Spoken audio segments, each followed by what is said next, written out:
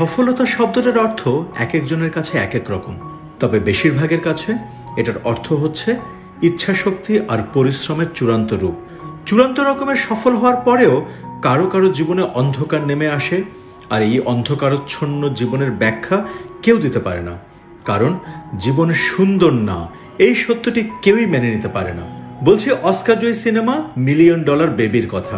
2004 সালে মুক্তি পাওয়া এই মিলিয়ন ডলার বেবি মুভিটি সেরা ছবি সহ মোট 4টি ক্ষেত্রে অস্কার জিতে নেয়।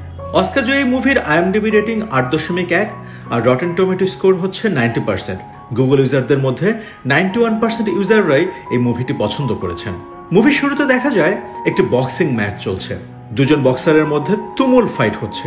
দুই বক্সারের মধ্যে যে বক্সার হারতে চলেছে তার কোচের নাম ফ্র্যাঙ্কি। ফ্র্যাঙ্কি তার বক্সারকে বোঝায় কিভাবে বক্সিং করলে সে সহজেই জিততে পারবে।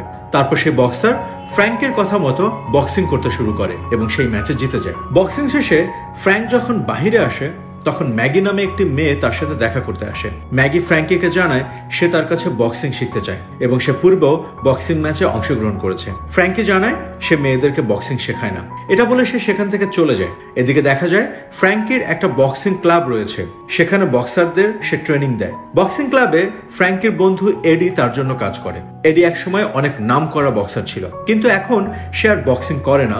সে ফ্র্যাঙ্কের সহকারী হিসেবে বক্সারদের প্রশিক্ষণ দেয়। ফ্র্যাঙ্কি আর এডির বক্সিং ক্লাব এখন ভালো চলছে না, তাই তারা এখন খুব আর্থিক সমস্যা রয়েছে। এদিকে এডি ম্যাগিকে একা প্র্যাকটিস করতে দেখে ফ্র্যাঙ্ককে জিজ্ঞেস করে এই মেয়েটি কে। ফ্র্যাঙ্ক দেখতে পায় ম্যাগি প্র্যাকটিস করছে। এডি ফ্র্যাঙ্ককে বলে তাকে দ্রুত বক্সিং শিখিয়ে দিতে, তা না হলে ভুল প্র্যাকটিসের কারণে সে তার হাত ভেঙে ফেলবে। ফ্র্যাঙ্কি ম্যাগির কাছে গিয়ে বলে সে আগেই বলেছে যে সে মেয়েদেরকে বক্সিং শেখায় না। ম্যাগি জানায় সে ভেবেছিল ফ্র্যাঙ্কি হয়তো তার সিদ্ধান্ত পরিবর্তন করবে। ফ্র্যাঙ্কি জানায় সেটা কখনই হবে না। ম্যাগি ছোট এক পাহাড়ি গ্রামের মেয়ে, সে একটু রেস্টুরেন্টে কাজ করে। রেস্টুরেন্টের বেঁচে যাওয়া খাবার সে বাসায় নিয়ে যায়, আর যখন কেউ তা দেখে ফেলে তখন ম্যাগি জানায় এগুলো তার কুকুরের জন্য নিয়ে যাচ্ছে। রেস্টুরেন্ট থেকে নিয়ে আসা খাবার খেয়ে সে দিন অতিবাহিত করে, কারণ হোটেলে কাজ করে ম্যাগি যে সামান্য টাকা পায় সেগুলো জমা করতে থাকে নিজের স্বপ্ন পূরণের জন্য। আর এভাবেই সে 6 মাসের ট্রেনিং ফিস ফ্র্যাঙ্কের ক্লাবে জমা করে দেয়। পরদিন ম্যাগি যখন প্র্যাকটিস করছিল তখন ফ্র্যাঙ্ক এডিকে বলে ম্যাগির টাকা তাকে ফেরত দিয়ে দিতে। এডি বলে সে 6 মাসের ফিস জমা দিয়েছে। এখন ফ্র্যাঙ্ক যদি বলে তাহলে এডি সেই টাকা ফেরত দিয়ে দেবে, কিন্তু তারা ম্যাগির টাকা ফেরত দেয় না, কারণ তাদের আর্থিক অবস্থা এখন খুবই খারাপ রয়েছে। রাতে এডি যখন ক্লাব বন্ধ করতে যাচ্ছিল তখন দেখতে পায় সবাই চলে গেলেও ম্যাগি তখনও একা প্র্যাকটিস করছে। এডি ম্যাগির আগ্রহ দেখে তাকে টিপস দিতে থাকে, কারণ সে তখনও ভুল প্র্যাকটিস করছিল।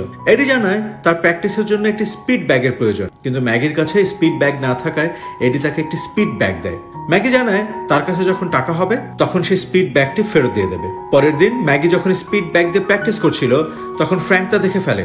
সে এডিকে জিজ্ঞেস করে তার স্পিড ব্যাগ ম্যাগিকে কে দিয়েছে। যদিও ফ্র্যাঙ্ক জানে স্পিড ব্যাগটি এডি ম্যাগিকে দিয়েছে, কিন্তু সে এডিকে কিছুই বলে না। ফ্র্যাঙ্কি ম্যাগির কাছে এসে বলে সে চায় না ম্যাগি তার স্পিড ব্যাগ দিয়ে প্র্যাকটিস করুক, কারণ ম্যাগি যদি এখানে প্র্যাকটিস করে তাহলে সবাই ভাববে ফ্র্যাঙ্কি তাকে ট্রেনিং করাচ্ছে। ম্যাগি বুঝতে পারে না একজন মেয়েকে ট্রেনিং করাতে সমস্যা কোথায়। ফ্র্যাঙ্কি বলে সে যেন বাহিরে গিয়ে অন্য কোনো কোচের কাছ থেকে ট্রেনিং নেয়, কিন্তু তাতে ম্যাগির কোনো উপকার হবে না, কারণ তার বয়স অনেক বেশি হয়ে গেছে। ম্যাগি জানায় সে 3 বছর যাবৎ প্র্যাকটিস করছে। ফ্র্যাঙ্কি জানায় এমন ভুল প্র্যাকটিস করে কোনো লাভ নেই। এটা শুনে ম্যাগির মন খারাপ হয়ে যায়। রাতে ফ্র্যাঙ্কের বাসায় তার প্রিয় বক্সার উইলি আসে। উইলি হচ্ছে সেই বক্সার যার ফাইট এই মুভির শুরুতে দেখানো হয়েছে। উইলি ফ্র্যাঙ্কিকে জানায় সে তার ক্লাব ছেড়ে দিতে চায়, সে এখন অন্য কোচের কাছে প্র্যাকটিস করবে। এটা শুনে ফ্র্যাঙ্কির মন খারাপ হয়ে যায়। এর পরের দৃশ্যে দেখা যায় ম্যাগি রেস্টুরেন্টে কাজ করার পাশাপাশি বক্সিং এর প্র্যাকটিস করছে। সে দিন রাত প্র্যাকটিস করতেই থাকে। ধীরে ধীরে টাকা জমিয়ে ম্যাগি নিজের জন্য একটি স্পিড ব্যাগও কিনে নেয়। ফ্র্যাঙ্কি টিভিতে তার নিজের শেখানো একটি ট্রিক্স উইলিকে ইউজ করতে দেখে খুব মন খারাপ হয়, কারণ ফ্র্যাঙ্কি গত 8 বছর ধরে উইলিকে ট্রেনিং দিয়েছে আর এখন সে ফ্র্যাঙ্কির ক্লাব ছেড়ে চলে যাচ্ছে। ফ্র্যাঙ্কির মন খারাপ থাকায় সে এডির সাথে দেখা করতে ক্লাবে যায়। সে যখন এডির সাথে কথা বলছিল তখন কিছু শব্দ শুনতে পায়। এডি জানায় ম্যাগি প্র্যাকটিস করছে এবং আজ তার জন্মদিন। ফ্র্যাঙ্কি ম্যাগির কাছে গিয়ে জানতে পারে তার বয়স এখন 32 বছর, আর 13 বছর বয়স থেকে সে হোটেলে কাজ করছে। তার মা তাকে ভালোবাসে না, আর বাবা ছোটবেলায় মারা গিয়েছে। এবং তার ভাই জেলে রয়েছে। ম্যাগি ফ্র্যাঙ্কিকে তার সকল সমস্যার কথা বলে দেয়। ফ্র্যাঙ্কি বলে সে তাকে ট্রেনিং করাবে, কিন্তু ট্রেনিং শেষে সে যেন তার নতুন ম্যানেজার খুঁজে নেয়। এরপর ফ্র্যাঙ্ক ম্যাগিকে ট্রেনিং দেওয়া শুরু করে। ফ্র্যাঙ্কের শেখানো প্রতিটা টেকনিক ম্যাগি বারবার প্র্যাকটিস করতে থাকে। সারাদিন রেস্টুরেন্টে কাজ করার পর সে বক্সিং প্র্যাকটিস করে। ম্যাগি তার পুরো মনোযোগ দিয়ে প্র্যাকটিস করতে থাকে আর ফ্র্যাঙ্কিও তাকে ট্রেনিং দিতে থাকে। ধীরে ধীরে সেই দিন চলে আসে যখন ম্যাগি ফাইট করার জন্য পুরোপুরি প্রস্তুত। একদিন ফ্র্যাঙ্ক ম্যান্ডোজা নামে এক লোকের সাথে ম্যাগিকে পরিচয় করিয়ে দেয়। সেই সাথে ফ্র্যাঙ্ক বলে এখন থেকে ম্যান্ডোজা তার ম্যানেজার। এই কথায় ম্যাগির মন খারাপ হয়ে যায়, কারণ সে ফ্র্যাঙ্কির কাছে বক্সিং শিখতে চায়, কিন্তু তার কিছুই করার নেই, কারণ ফ্র্যাঙ্কি তার ম্যানেজার হতে চায় না। এরপর ম্যাগিকে তার প্রথম বক্সিং ম্যাচে দেখা যায়। সেই ম্যাচে তার ম্যানেজার তাকে সঠিক গাইড না করায় ম্যাগি হারতে থাকে, আর এই সব কিছু ফ্র্যাঙ্কি আর এডি দর্শকদের সাথে বসে দেখতে থাকে।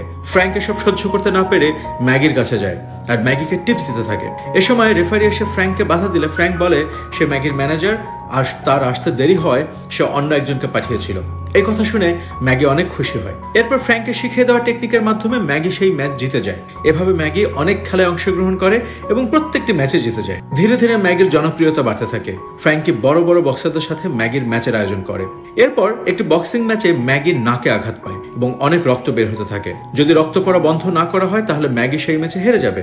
ম্যাগি ফ্র্যাঙ্কিকে বলে সে যদি তার রক্ত পড়া বন্ধ করে দিতে পারে তাহলে এই ম্যাচ জিততে পারবে। ফ্র্যাঙ্কি তখন ম্যাগির নাক থেকে রক্ত পড়া বন্ধ করে দেয় এবং ম্যাগি সেই ম্যাচে জিতে যায়। বক্সিং ম্যাচ শেষে ফ্র্যাঙ্কি ম্যাগিকে নিয়ে হাসপাতালে আসে। সে ম্যাগিকে নিয়ে অনেক টেনশন করতে থাকে। ফ্র্যাঙ্কির ম্যাগির বয়সে একটি মেয়ে রয়েছে যাকে ফ্র্যাঙ্কি অনেক বছর ধরে দেখেনি। ফ্র্যাঙ্কি তার মেয়েকে অনেক চিঠিও লেখে, কিন্তু কোনো রিপ্লাই সে পায় না। আর এখন ফ্র্যাঙ্কি ম্যাগিকে নিজের মেয়ের মতোই মনে করতে থাকে, যদিও সেই কথাটা কখনোই কাউকে জানায় না।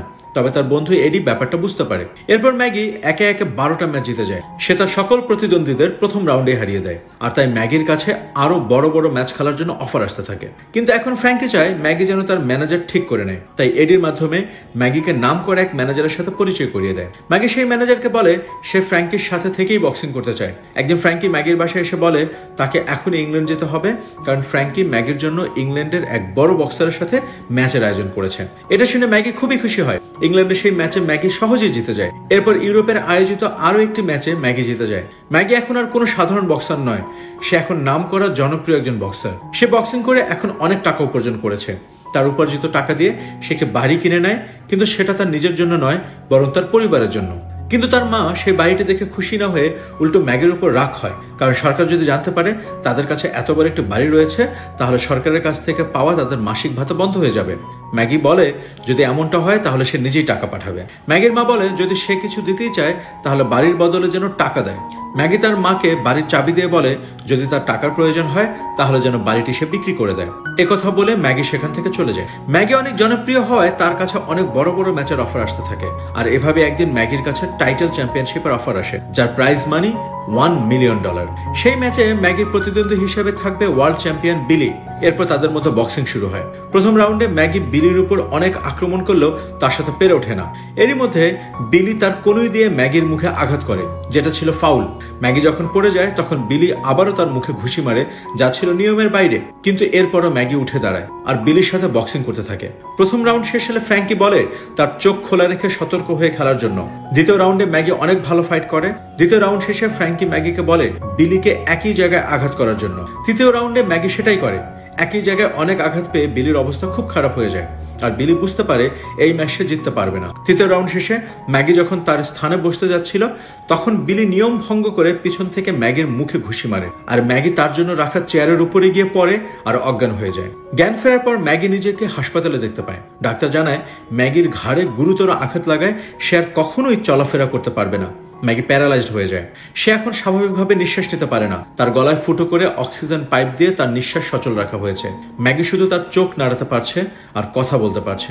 এটা দেখে ফ্র্যাঙ্কি আর এডি খুবই ভেঙে পড়ে। ফ্র্যাঙ্কি ম্যাগির চিকিৎসার জন্য অনেক হাসপাতালে যোগাযোগ করে, কিন্তু তাতে কোনো লাভ হয় না।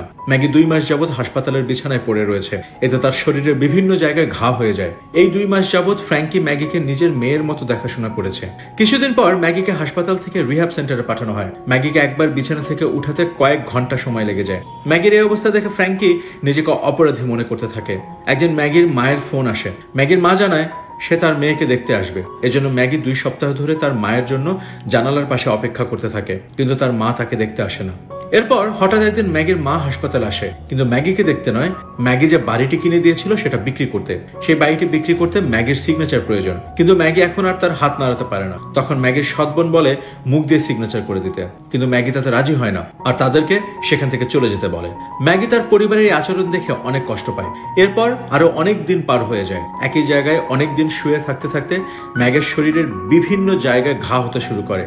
ডাক্তার ম্যাগিকে চেক করে জানায় তার পা কেটে ফেলতে হবে। এরপর ডাক্তার ম্যাগির পা কেটে ফেলে। ফ্র্যাঙ্কি সবসময় ম্যাগির পাশেই বসে থাকে। ম্যাগি ফ্র্যাঙ্কিকে বলে সে আর কখনই বক্সিং করতে পারবে না আর সে এমন যন্ত্রণা নিয়ে বাঁচতেও চায় না। সে ফ্র্যাঙ্কিকে বলে তাকে মেরে ফেলতে। ফ্র্যাঙ্কি বলে এটা তার দ্বারা সম্ভব নয় আর এমন কথা সে যেন কিছুতেই না বলে। এরপর ফ্র্যাঙ্কি এডির সাথে দেখা করে এবং সবকিছু জানায়। এডি বলে ফ্র্যাঙ্কির জন্য ম্যাগি 1.5 বছরে ওয়ার্ল্ড চ্যাম্পিয়নশিপ খেলতে পেরেছে। প্রতিদিন অনেক মানুষ মারা যায়, আর যদি ম্যাগি মারা যায় তাহলে তার শেষ ইচ্ছা এটাই থাকবে যে সে যা করতে চেয়েছিল সেটাই করতে পেরেছে। এরপর ফ্র্যাঙ্কি হাসপাতালে ম্যাগির কাছে যায়। ম্যাগিকে বলে সে তার অক্সিজেন পাইপ খুলে দেবে এবং একটা ইঞ্জেকশন পুশ করবে আর তাতে ম্যাগি তার যন্ত্রণা থেকে মুক্তি পাবে। এরপর ফ্র্যাঙ্কি ম্যাগির অক্সিজেন পাইপ খুলে ফেলে আর ইঞ্জেকশন পুশ করে আর ম্যাগি মুক্তি পেয়ে যায়। এরপর ফ্র্যাঙ্ক কাঁদতে কাঁদতে সেখান থেকে চলে যায়। অপরদিকে দেখা যায় এডি ফ্র্যাঙ্কির জন্য বক্সিং ক্লাবে অপেক্ষা করছে, কিন্তু এরপর ফ্র্যাঙ্কি আর কোনোদিন ফিরে আসেনি। আর এখানেই এই মুভিটি শেষ হয়। পরবর্তীতে আপনারা কোন এক্সপ্লানেশন দেখতে চান সেটা আমাদের কমেন্ট বক্সে জানাবেন। সবাই ভালো থাকবেন।